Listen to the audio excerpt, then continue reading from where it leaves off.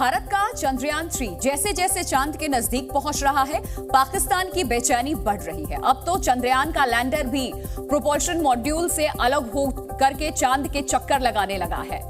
इस खबर के बाद कुछ पाकिस्तानी खुलकर मान रहे हैं कि इंडिया उनके मुल्क से सदियों आगे चला गया। वहीं कुछ पाकिस्तानी इंडिया आने की बात कर रहे हैं ताकि वो भी चांद पर पहुंचने वाले मुल्क के निवासी कहला सके।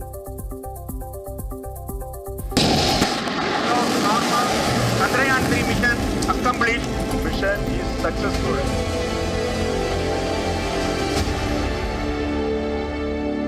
भारत के चंद्रयान 3 मिशन का लैंडर प्रोपल्शन मॉड्यूल से अलग होकर अब चांद की जमीन को चूमने के लिए आगे बढ़ रहा है। ये खबर सुनकर कुछ पाकिस्तानी बेचैन हैं और कुछ भारत की सफलता पर तालियां बजा रहे हैं। कुछ अपने हुक्मरानों को कोस रहे हैं तो कुछ कह रहे हैं चांद पर कदम रखना है तो इंडिया चलो। पाकिस्तान पर चंद्रयान का खुमार चढ़ा हुआ है। पाकिस्तानी मान रहे हैं कि चंद्रयान 3 इस बार चांद पर कामयाबी के झंडे जरूर गाड़ेगा। पाकिस्तानियों को अपने मुल्क में आटा नहीं मिल रहा, लेकिन चंद्रयान चांद में पानी तलाश करके रहेंगे। हिंदुस्तान पाकिस्तान का कंपेयर करता है तो लोगों का दर्द उभर कर सामने आ जाता है। पाकिस्तानी मानते हैं उनका मुल्क पाषाण काल की तरफ जा रहा है। सवाल ये भी उठ रहा है, जिस वक्त भारत चांद पर पहुंच रहा है, सूरज पर मिशन भेजने की तैयारी कर रहा है, उस वक्त पाकिस्तान में क्या हो रहा है। हालांकि पाकिस्तान के हुक्मरान ऐसे छोटे मोटे करतब करके अपनी जनता को खुश करने की कोशिश में लगे रहते हैं, लेकिन इस बार तो पाकिस्तान झंडा भी नहीं लगा पाया।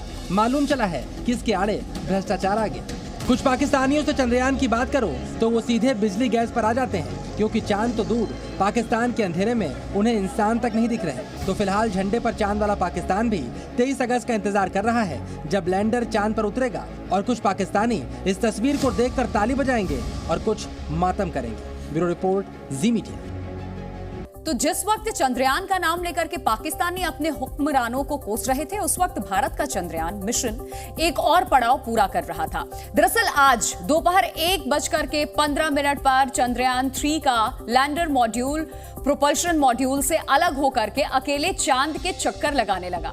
अब 23 अगस्त को लैंडर मॉड्यूल चांद पर सॉफ्ट लैंडिंग करेगा, लेकिन अब आगे प्रोपल्शन मॉड्यूल क्या काम करेगा, 6 दिन बाद लैंडर कैसे चांद की सतह पर उतरेगा, ये सब कुछ आसान भाषा में समझिए हमारे इस रिपोर्ट में।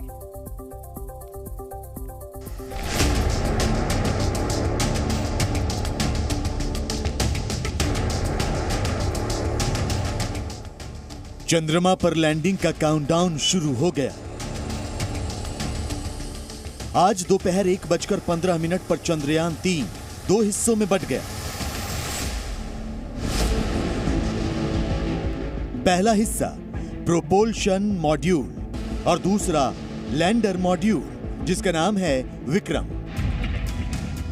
सबसे पहले समझिए कि चंद्रमा पर लैंडिंग से सिर्फ 6 दिन पहले चंद्रयान 3 को प्रोपल्शन मॉड्यूल और लैंडर मॉड्यूल में अलग करने का क्या मतलब है। प्रोपल्शन मॉड्यूल वो हिस्सा है जिसमें इंजन है और ये चंद्रयान को पृथ्वी की कक्षा से लेकर चंद्रमा की कक्षा तक आया है, जबकि लैंडर मॉड्यूल वो हिस्सा है जो चंद्रमा की सतह पर सॉफ्ट लैंडिंग करेगा और फिर इसमें मौजूद प्रज्ञान रोवर चंद्रमा की सतह पर उतरेगा। आज दोपहर को अलग होने के बाद विक्रम लैंडर ने प्रोपल्शन मॉड्यूल से कहा, thanks for the ride mate. यानी आसान भाषा में कहें तो प्रोपल्शन मॉड्यूल एक ऐसी टैक्सी है जिसने लैंडर और रोवर को चंद्रमा की कक्षा तक पहुंचाया है।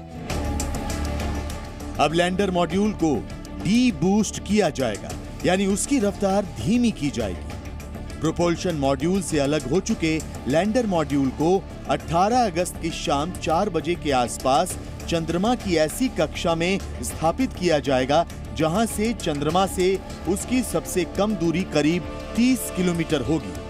फिर अगले 5 दिनों तक लैंडर धीरे धीरे चंद्रमा के चारों तरफ घूमता रहेगा और इसी ऑर्बिट में चंद्रमा का चक्कर लगाते हुए लैंडर मॉड्यूल 23 अगस्त को मून पर लैंड करेगा। आप कह सकते हैं कि इसरो का चंद्रयान 3 मिशन अपने आखिरी चरण में है। चंद्रयान 2 पे हम विफल हो गए थे और उसके 3 कंपोनेंट थे, ऑर्बिटर, लैंडर एंड रोवर।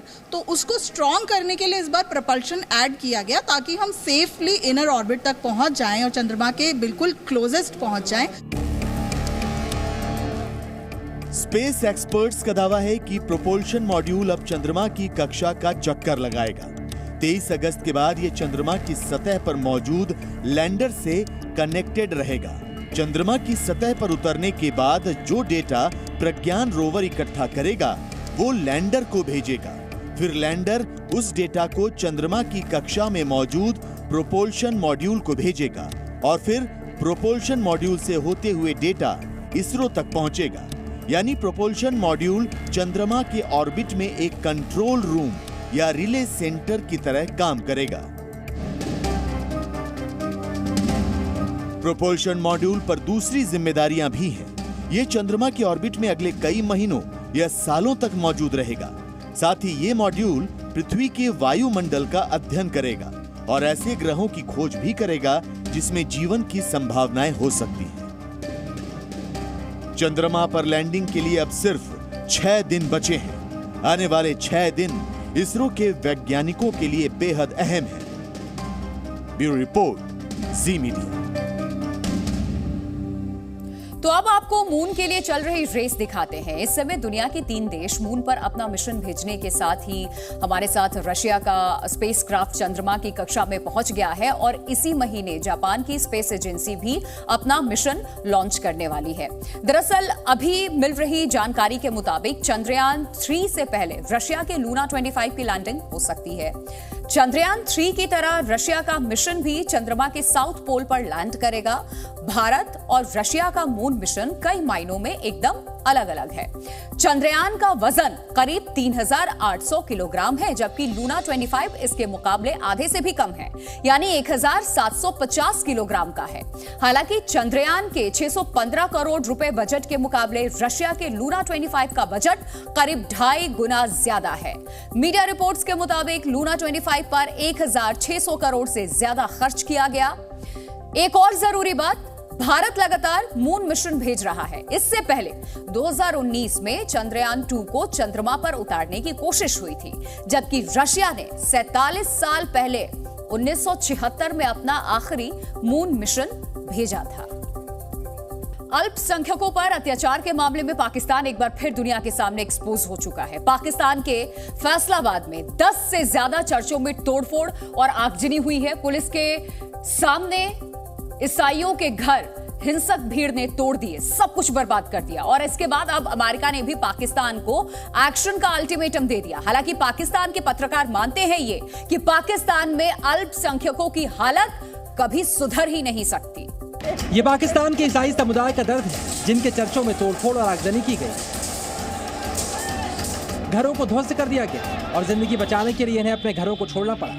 ये वो अल्पसंख्यक समुदाय है जो पाकिस्तान में 2 दर्जे के नागरिकों की तरह मौत के साए में जिंदगी काटने को मजबूर है। इस बार ईस्ट निंदा का आरोप लगाते हुए पाकिस्तान के फैसलाबाद जिले के जरनवाला तहसील में 10 से ज्यादा चर्चों में आगजनी और तोड़फोड़ की गई और इस घटना के बाद पाकिस्तान की दुनिया भर में फजीहत हो रही है। अमेरिका से भी पाकिस्तान को अल्टीमेटम मिल गया है। वहीं पाकिस्तान के पत्रकार भी मानते हैं पाकिस्तान कुछ भी कहे, लेकिन यहाँ पर अल्पसंख्यकों को अपनी इज्जत बचानी है तो चारा सिर्फ खामोश रहना है। पाकिस्तान में अक्सर जमीन पर कब्जे, अल्पसंख्यक लड़कियों के अपहरण और धर्म परिवर्तन के लिए झूठे आरोप लगाकर धमकाने और हिंसा के मामले सामने आते रहते हैं और पाकिस्तान के हुक्मरान भी ऐसी हिंसा का पूरा सपोर्ट करते हैं। यही वजह है पाकिस्तान में अल्पसंख्यकों की आबादी तेजी से कम हो रही है। ब्यूरो रिपोर्ट, जी मीडिया। तो पाकिस्तान के बाद अब एक देश से चिंताजनक खबर सामने आई। पहाड़ों में लगातार बारिश, लैंडस्लाइड के बाद अब आशंका है कि कहीं शिमला का हाल जोशीमठ जैसा तो नहीं हो जाएगा, जिस तरीके से वहां दरारें पड़ रही थी। ऐसा मानने की वजह है, दरअसल शिमला से आई जो तस्वीरें हैं ये सोचने पे मजबूर कर देती हैं। जी न्यूज ग्राउंड पे मौजूद है, हम अपनी एक रिपोर्ट आपको दिखाते हैं जिसमें कई इमारतों में दरारें अब दिखने लगी हैं। क्या शिमला के पहाड़ों का हाल उत्तराखंड के जोशीमठ जैसा होगा? हिमाचल प्रदेश में तबाही मची हुई है। आबादी और इमारतों का बोझ जरूरत से ज्यादा है और पहाड़ इस बोझ के सामने सरेंडर कर रहे हैं। तो इस वक्त तस्वीरें हम आपको शिमला के जहां शिव बावड़ी मंदिर है उसी के पास में एमआई रूम्स हैं, वहां की तस्वीरें आपको दिखा रहे हैं, जहां से ज़मीन लगातार धंस रही है। कई घरों को यहां पर नुकसान जो है वो आने वाले समय में हो सकता है। और फिलहाल जो है आप तस्वीरें देख पा रहे हैं वो एक ऐसे घर की है जहां पर फैमिलीज जो हैं वो रह रही थी और अभी इन्होंने खाली कर दिया गया है। तस्वीरों में आप देख सकते हैं कि ये दरारें जो हैं वो घर को आ गई हैं और जितने भी आसपास में 3 से 4 घर हैं उन्हें भी नुकसान की आशंका है। और ये बिल्डिंग जो आप देख पा रहे हैं, इस बिल्डिंग को खाली करवा दिया गया है। मकान मालिक भी इस वक्त मौजूद हैं। सर, कितना समय इस बिल्डिंग को बनाए हुए हुआ है और अभी क्या नुकसान की आशंका है, क्योंकि आप कह रहे हैं कि बिल्डिंग को भी खाली कर दिया गया है? 5 साल से मैं बना रहा हूँ बिल्डिंग को, 6 साल हो गए शुरू किया हुआ, तब से आस्ते आस्ते बना रहा हूँ मैं, बस अपनी सारी उम्र की पूंजी।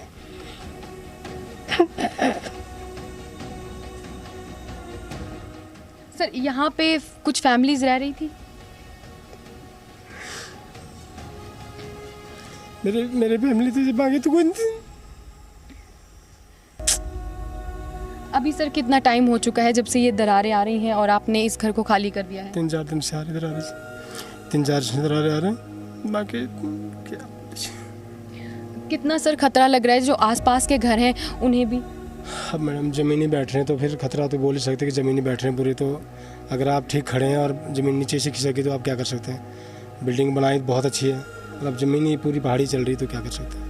तो क्या पानी की निकासी यहाँ पर अगर देखें ऊपर की तरफ वो सही से नहीं हो पाई है जिसके कारण ज़मीन धंस रही है? सीपीडब्ल्यूडी की जो निकासी है वो प्रॉपर नहीं है, पर चलो वैसे जो आम बिल्डिंग है वो हमने प्रॉपर खुद ही की है, निकासी अच्छी से की है, ऐसी बात नहीं है।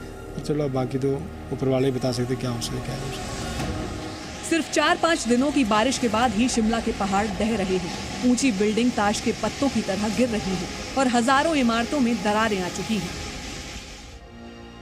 परसों रात को ही हमें आवाज़ आ गई थी कि कुछ हुआ है यहाँ पे, तो रात को 2 बजे के बाद हम सोए नहीं।